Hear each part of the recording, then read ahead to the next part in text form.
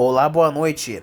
Sejam todos muito bem-vindos ao canal Embarque Imediato, trazendo as últimas notícias do mundo rodoviário. A ANTT publicou apenas uma decisão na edição do Diário Oficial da União, no último dia 10 de setembro. Trata-se da decisão SUPAS número 512, que extinguiu, mediante renúncia, o termo de autorização de fretamento, o TAF, concedido à Ronitor, a Agência de Turismo e Transportes Christman e Fagundes Limitada. A empresa, com sede em Santa Cruz do Sul, no Rio Grande do Sul, deu baixa em seu CNPJ por descumprirem normas que regem o transporte rodoviário interestadual de passageiros. As empresas VIP Brasil, CS VIP Logtu Transporte e Turismo e Aviação 7 tiveram pedidos de novos mercados indeferidos pela ANTT. A Aviação 7, com sede em Timon, no Maranhão, conforme a decisão SUPAS número 553, não atende ao disposto na Resolução 6013, de 18 de abril de 2023, segundo a qual somente serão delegados mercados que estiverem desatendidos e desde que os requerimentos observem integralmente os requisitos da Resolução número 4770. Já a VIP Brasil, a empresa de Goiânia, teve seu pedido negado pela decisão SUPAS número 554, por não estar conforme ao disposto nos artigos 230 e 231 da Resolução ANTT número 6033, de dezembro de 2023, no novo marco legal do TRIP. Esses artigos tratam da adequação dos requerimentos de licenças operacionais pendentes de análise ou decisão. A Justiça de São Paulo atendeu a ação do consórcio Anhanguera, que opera sob gerenciamento da MTO, e mandou suspender uma linha de ônibus entre Jundiaí, no interior de São Paulo, e a cidade de Cajamar, na região metropolitana. Trata-se da linha 205F, uma derivação da linha 205, que atende as cidades de Campo Limpo Paulista, fora da área da MTO, mas também Francisco Morato, Franco da Rocha e Cajamar. A linha 205F é de operação da Rápido Luxo Campinas, sob gestão da Artesp. Tanto a MTU como a Artesp são gerenciadoras do governo de São Paulo. A decisão da 10ª Câmara de Direito Público do Tribunal de Justiça de São Paulo, de 4 de setembro, foi obtida com exclusividade, e a reportagem já havia, em 19 de agosto, noticiado o embate jurídico entre as operadoras de transporte sob gestão estatal. A Artesp liberou a Pássaro Marrom para realizar alterações na operação de linhas de ônibus que atendem cidades do litoral norte paulista. Todas as mudanças aprovadas são em caráter experimental e têm validade por até 90 dias, em conformidade com a tabela de horários e distâncias. Em todos os casos, a empresa deverá iniciar a operação em até 15 dias, a partir do dia 10 de setembro. As modificações são das linhas criadas em 1962, em 1977 e 1981, sendo as linhas criadas em 1962 as linhas rodoviárias entre São Paulo e São Sebastião, entre São Paulo e Ubatuba e entre São Sebastião e São Paulo, com prolongamento até Caraguatatuba. Já as linhas criadas em 1977 são a linha rodoviária entre Santos e Caraguatatuba e a linha suburbana entre Bertioga e São Sebastião. E por último, as linhas criadas em 1971, a linha rodoviária entre São Paulo e Ilhabela. A aviação Vale do Tietê, permissionária da linha rodoviária entre Salto, na região metropolitana de Sorocaba, e a cidade de São Paulo, foi autorizada pela Artesp a fazer uma alteração operacional. A mudança foi aprovada em caráter efetivo pela Diretoria de Procedimentos e Logísticas da agência e vale já a partir do dia 11 de setembro. Esta linha foi criada pelo Departamento de Estradas de Rodagens do Estado de São Paulo em 1950.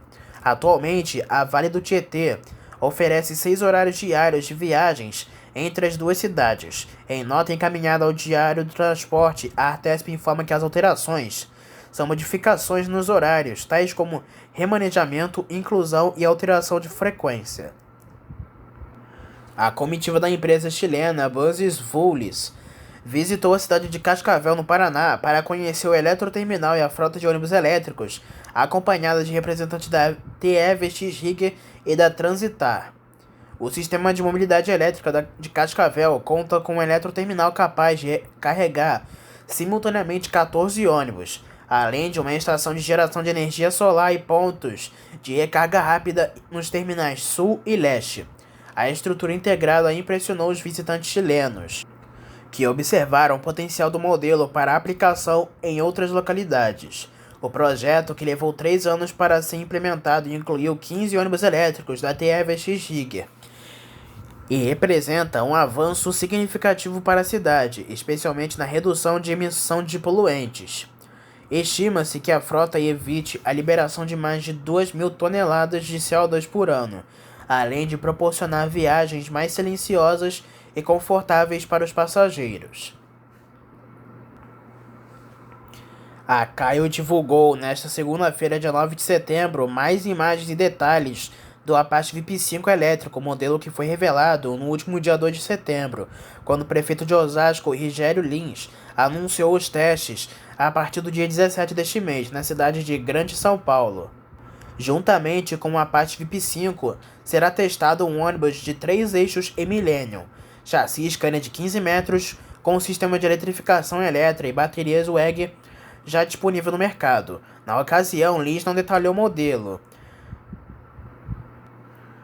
No dia 3, o site Diário do Transporte já havia trazido alguns detalhes do Apache VIP5 elétrico Volkswagen 17230 com suspensão AA, a mesma plataforma usada para os ônibus urbanos a diesel com motor dianteiro. A tecnologia é da empresa Plug-in Mobility, que atua na conversão de ônibus e caminhões a diesel para elétricos. Assim, o ônibus é piso alto, com degraus para acesso nas portas, e o veículo tem 12,1 metros de comprimento. Trata-se de um kit preparado para plataformas Volkswagen. O ar-condicionado é da empresa Songzi. Começaram no último dia 10 de setembro os testes em campo de um ônibus biarticulado elétrico na cidade de Curitiba. De acordo com o sindicato que representa as empresas de transportes da cidade e com a CW Bus, braço de tecnologia e inovação, o veículo inicialmente circula sem passageiros no trajeto da linha 303 Centenário ao Campo Comprido. O modelo BZRT da Volvo, com carroceria ativa da Marco Polo, vai percorrer os principais corredores de ônibus para avaliações de desempenho, comportamento em subidas, autonomia das baterias e manobrabilidade, e foram colocados pesos no interior do ônibus para simular a lotação completa, de acordo com a CW Bus.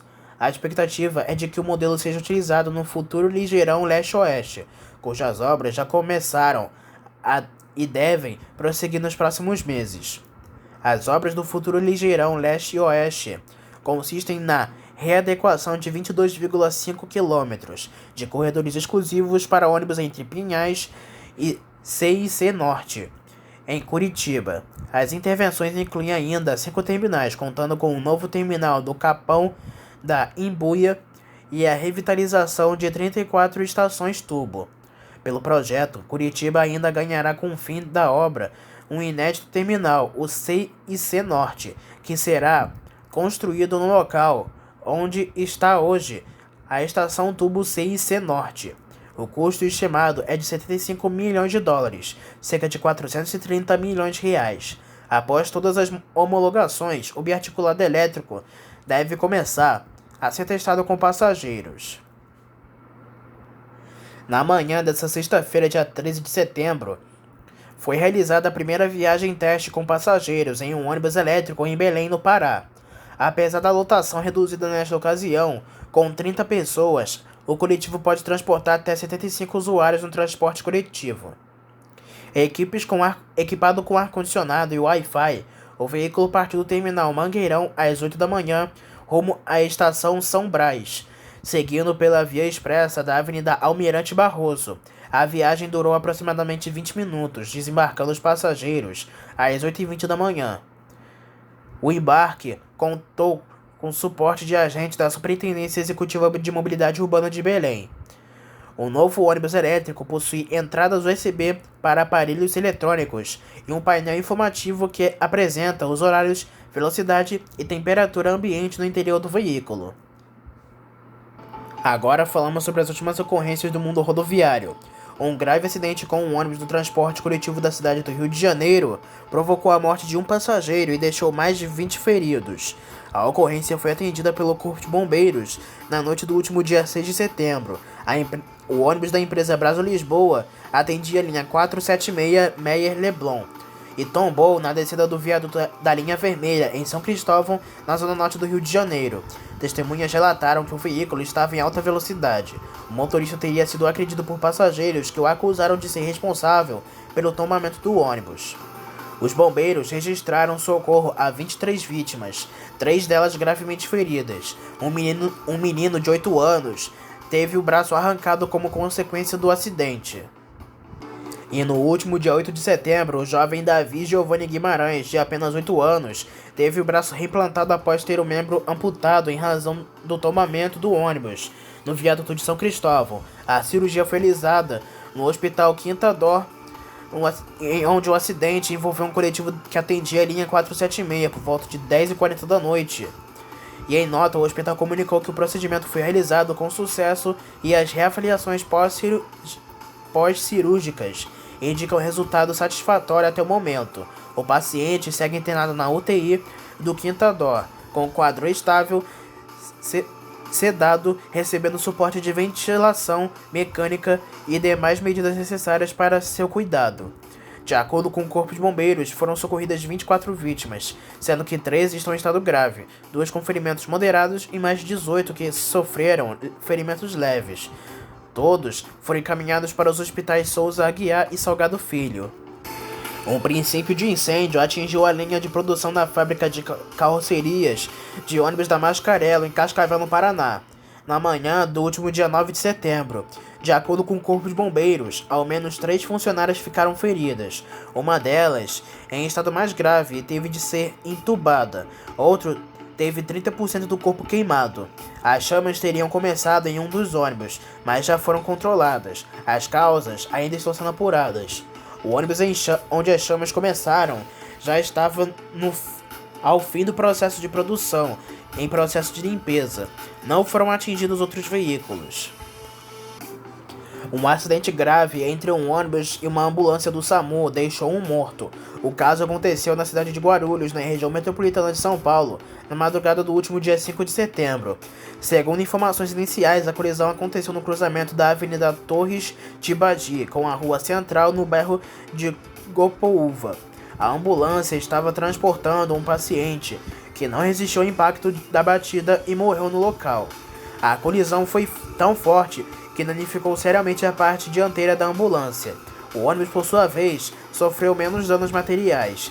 Registros da ocorrência foram divulgados pela página Cidade de Guarulhos no Instagram. A Prefeitura de Guarulhos informou que o ônibus envolvido pertence à Aviação Urbana Guarulhos e operava a linha 234 no momento do incidente. A equipe da ambulância sofreu escoriações leves, enquanto que a paciente, que já estava em parada cardíaca, não resistiu e acabou morrendo. O ônibus da dupla sertaneja João Neto e Frederico se envolveu em um acidente na BR-040 em Caetanópolis, em Minas Gerais, na madrugada do último dia 6 de setembro. A colisão aconteceu no sentido Belo Horizonte da via. Segundo informações iniciais, o ônibus colidiu com uma carreta carregada de carvão por volta das 3h15 da manhã. De acordo com a Polícia Rodoviária Federal, ao menos 4 pessoas ficaram feridas.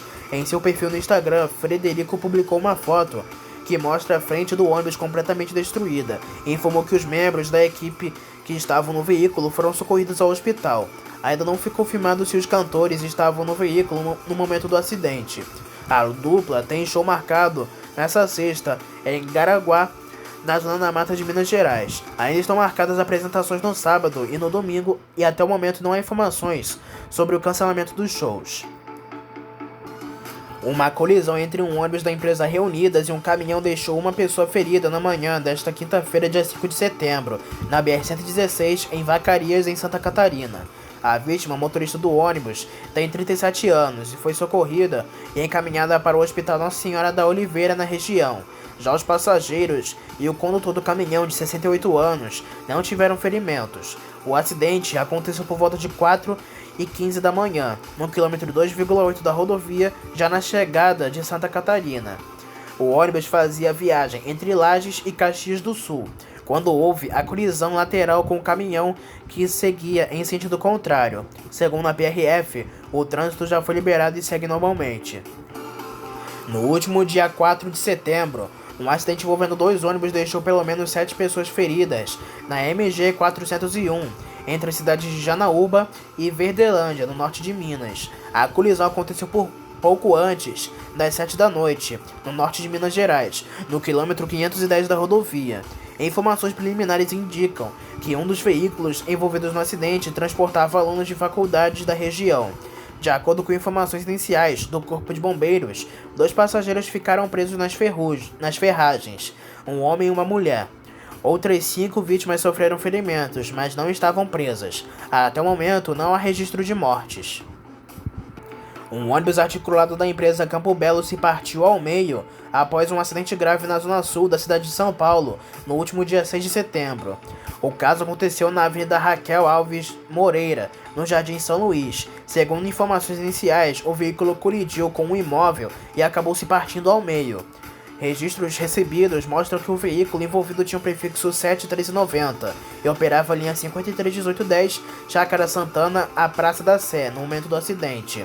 A SP Trans, responsável por gerenciar as linhas da capital paulista, informou que o veículo estava sem passageiros no ponto final e que já foi retirado do local do acidente. Além disso, a concessionária foi orientada a prestar auxílio aos proprietários do imóvel. Um acidente envolvendo um ônibus da aviação Águia Branca na manhã do último dia 10 de setembro bloqueou a rodovia que fazia ligação entre Poções e Iguaí, no municípios da Bahia. O acidente aconteceu na altura da Serra Capada do Bode. O veículo bateu em um poste que foi derrubado e ficou atravessado na pista. A dinâmica do acidente e as causas ainda serão apuradas. Em nota, a aviação Águia Branca informou que o veículo operava a linha entre Salvador e Itapetinga. Além disso, confirmou que um novo ônibus foi enviado ao local para que os passageiros pudessem seguir viagem em segurança. Segundo a empresa, 3 pessoas sofreram ferimentos leves e foram encaminhadas à unidade de saúde, mas já foram liberadas. Além disso, a empresa afirmou que está colaborando com as autoridades para prestar informações necessárias sobre o caso. Um ônibus do transporte público municipal de São Caetano do Sul, na Grande São Paulo, se envolveu em um acidente com uma motocicleta na manhã desta quarta-feira, dia 11 de setembro. A colisão aconteceu na Avenida Guildo Aliberti, próximo à divisa com o município de São Bernardo do Campo. O ônibus envolvido pertence à aviação Padre Eustáquio. Imagens do local do acidente mostram que a motocicleta acabou ficando presa embaixo do coletivo. No entanto, a dinâmica do acidente ainda não foi esclarecida pelas autoridades. Não há mais informações sobre o estado de saúde da vítima, mas equipes do SAMU e da Polícia Militar estão no local. Devido ao acidente, a avenida foi interditada e o local com o trânsito mais intenso no momento é a Avenida Rude Ramos, já na cidade de São Bernardo do Campo. O Corpo de Bombeiros não deu mais detalhes sobre a ocorrência.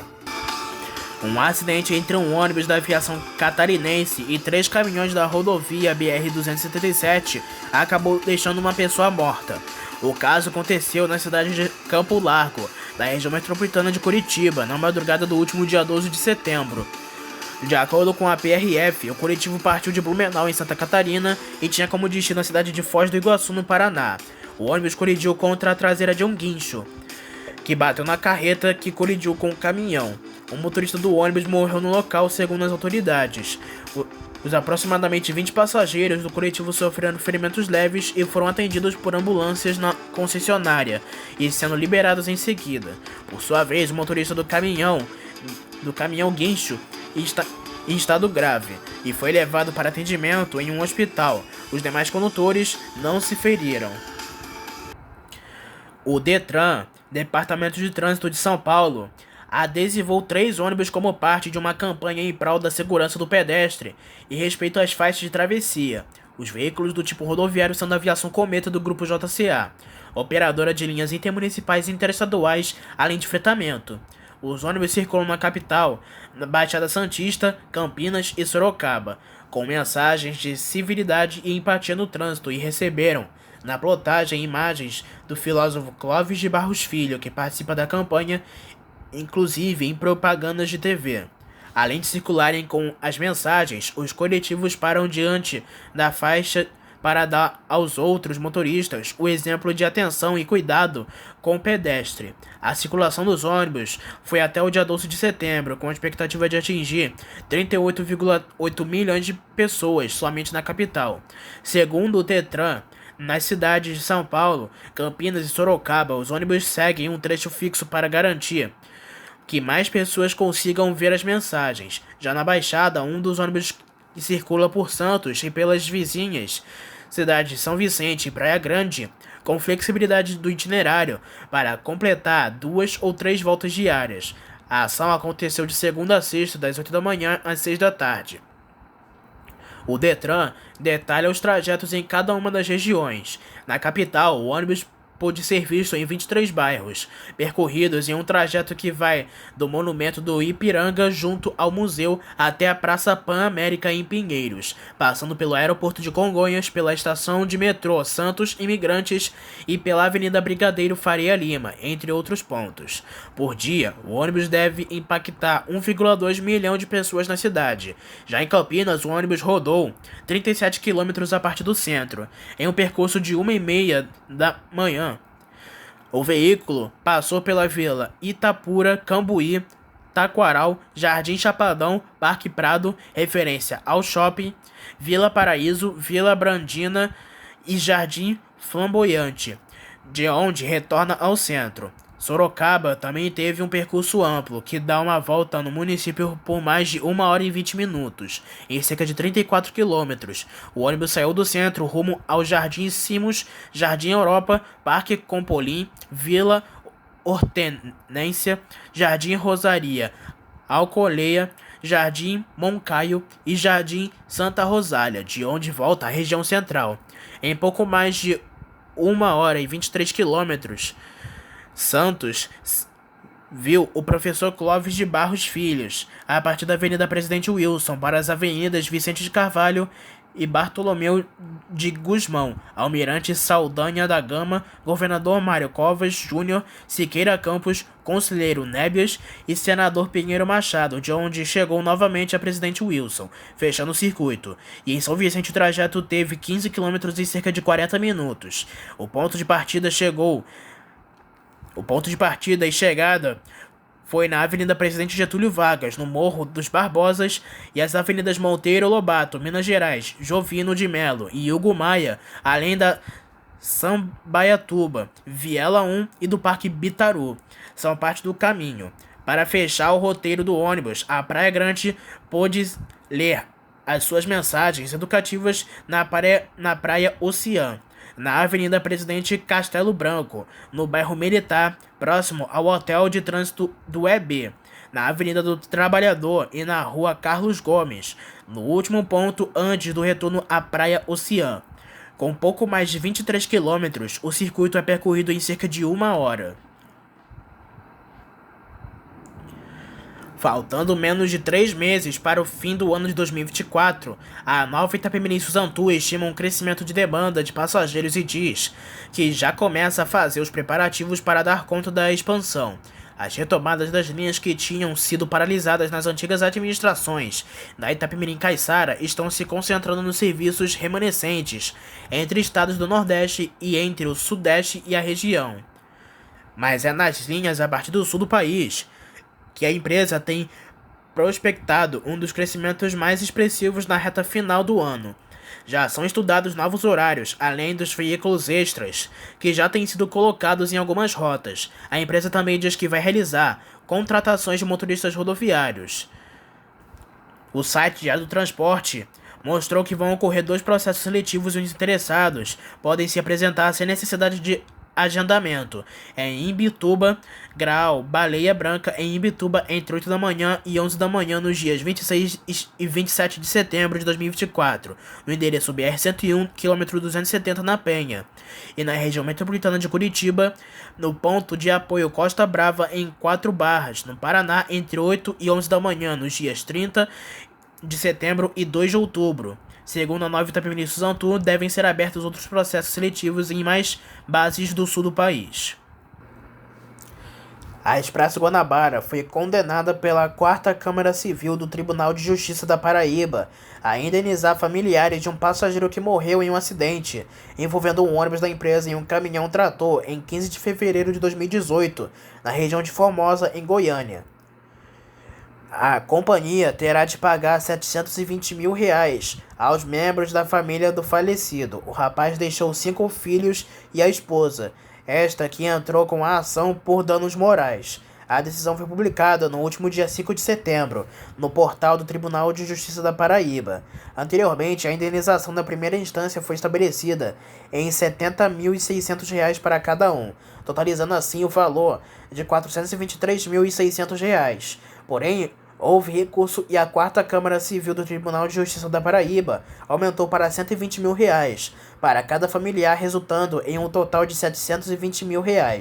Analisando a jurisprudência do STJ e desta Corte de Justiça, é cabível a majoração de condenação em danos morais, adequando-se às particularidades do caso concreto, afirmou o relator do processo, juiz convogado Carlos Eduardo Leite Lisboa. Segundo a 4ª Câmara Civil do Tribunal de Justiça da Paraíba, na decisão cabe recurso. A Aviação Águia Branca, empresa de transporte rodoviário de passageiros do grupo Águia Branca, foi premiada como uma das melhores empresas para se trabalhar no Espírito Santo. A certificação foi dada pelo Great Place to Work Brasil, o GPTW. A empresa conseguiu o segundo geral no ranking de melhores empresas na categoria Grande Porte, que engloba empresas com mais de 1.000 colaboradores. A cerimônia de premiação aconteceu no último dia 10 de setembro, em Vitória, na capital do Espírito Santo, destacando as 20 melhores empresas capixabas, incluindo pequenas, médias e grandes, com base em análises referentes ao ambiente de trabalho de 2023 e 2024. A Águia Branca obteve índice de 88% de satisfação entre os colaboradores. A pesquisa incluiu outras marcas de divisão de passageiros do grupo Águia Branca, sendo elas a Águia Flex, a Squad e a Águia Branca Encomendas, que foram avaliadas de forma criteriosa em aspectos como ambiente de trabalho, clima organizacional e gestão de pessoas. A CEO da Aviação Águia Branca, Paula Barcelos Tomassi Correia, escreveu a seguinte nota, abre aspas, ser reconhecida pelo segundo ano consecutivo como uma das melhores empresas para se trabalhar no Espírito Santo nos enche de orgulho. Somos uma empresa feita de pessoas que cuida de pessoas há 78 anos. Construímos juntos o legado de respeito e segurança com todos que cruzam nosso caminho.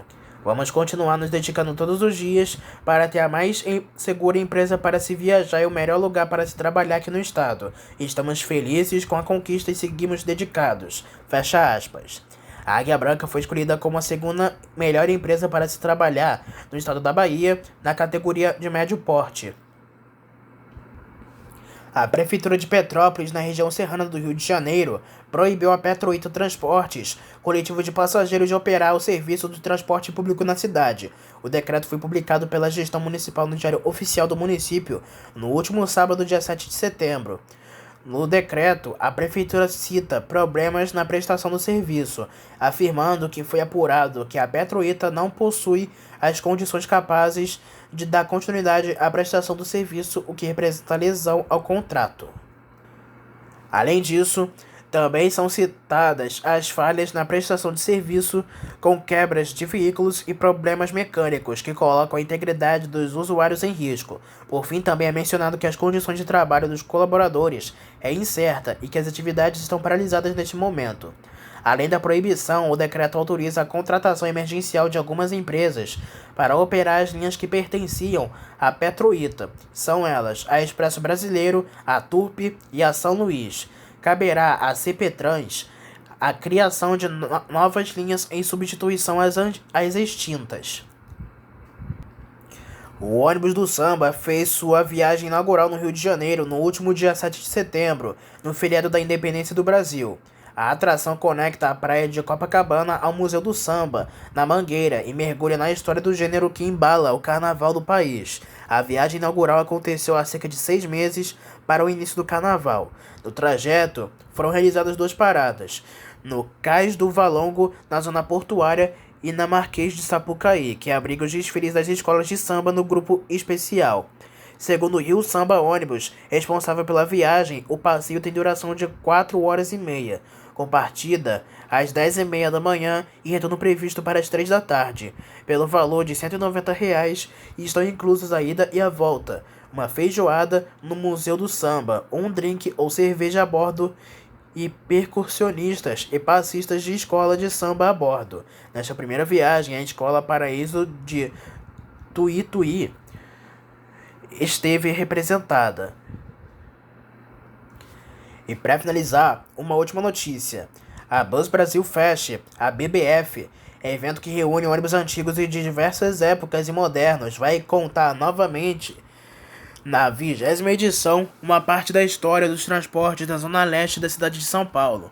Isso porque a Aviação Metrópole Paulista vai exibir 2 modelos icônicos que prestaram serviços na região. Um Caio Alfa chassi Mercedes-Benz OF1720 de 1996 e o lendário Caio Induscar Millennium 3, o primeiro dessa categoria, conhecido como cabeça de série. Os 2 ônibus estão com a tradicional identidade visual do sistema interligado da área operacional 3, representadas pelas cores branca e amarela.